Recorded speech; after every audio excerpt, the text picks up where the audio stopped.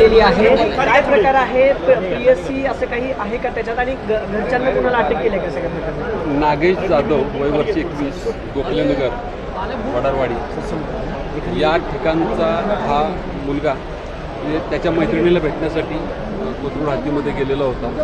तेव्हा तू या मुलीला भेटायला काय येतो या कारणावरून चिडून जाऊन त्या मुलीच्या नातेवाईकांनी आईवडील चुलते यांनी त्या मुलाला काल रात्री मारहाणी केलेली होती आणि तो त्या ठिकाणी गंभीर जखमी झालेला होता.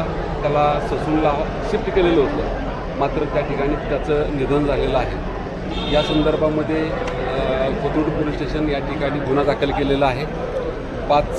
एकूण 6 आरोपींना अटक केलेलं आहे. त्यामध्ये 5 महिला आहेत, 1 पुरुष आहेत. अजून 4 आरोपी अटक करणं आहे.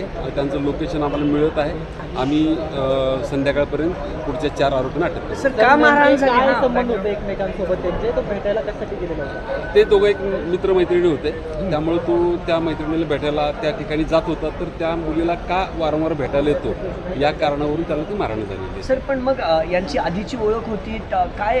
कारण त्याच्यात एक अँगल असं आहे की मुलगी अल्पवयीन असल्याचं देखील कळते. आधीची ओळख होती असं सकृत समजतंय. अधिक गोष्टी तपासामध्ये निष्पन्न होते. सर, हे फक्त मित्र-मैत्रीण होते का यांच्यात प्रेम प्रकरण होतं आणि आणखीन एक कोणी याच्यामध्ये सहभागी होतं का? कळेल. ही घटना रात्रीची आहे. त्यानंतर सकाळीच तो व्यक्ती मयत झालेला होता. त्यानंतर पोस्टमार्टम आणि आत्ता जस्ट ती बॉडी ताब्यामध्ये दिलेली आहे.